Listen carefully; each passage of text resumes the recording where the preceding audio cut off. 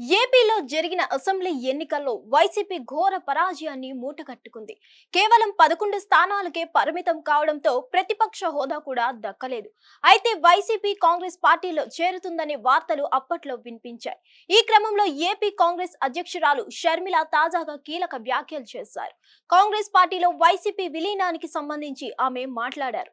దీంతో రాష్ట్ర వ్యాప్తంగా ఆమె వ్యాఖ్యలు చర్చనీయాంశమయ్యాయి. వైసీపీని తమ పార్టీలో విలీనం చేస్తారనే ప్రచారంపై మాట్లాడిన షర్మిల, పిల్ల కాలువలు ఎప్పటికైనా సముద్రంలో కలవాల్సిందేనంటూ ఆమె వ్యాఖ్యలు చేశారు.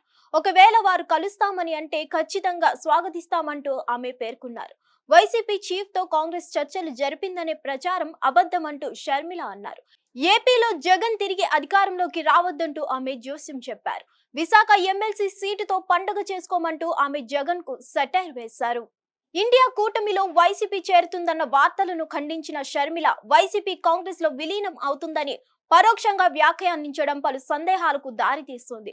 గతంలోనే షర్మిల ఈ కామెంట్స్ చేసిన తాజాగా మరోసారి ఇదే అంశాన్ని ప్రస్తావించడం వెనుక రహస్యమేంటి అని రాజకీయ వర్గాల్లో చర్చనీయాంశంగా మారింది. మరిన్ని అప్డేట్స్ కోసం stay tune to hit TV. Hit TV app ని డౌన్లోడ్ చేసుకోండి. ఇందులో short news, live news, entertainment movies అన్ని అవైలబుల్ గా ఉన్నాయి. Please download Hit TV app. Hit TV app. Hit TV యాప్ని ఫ్రీగా డౌన్లోడ్ చేసుకోండి.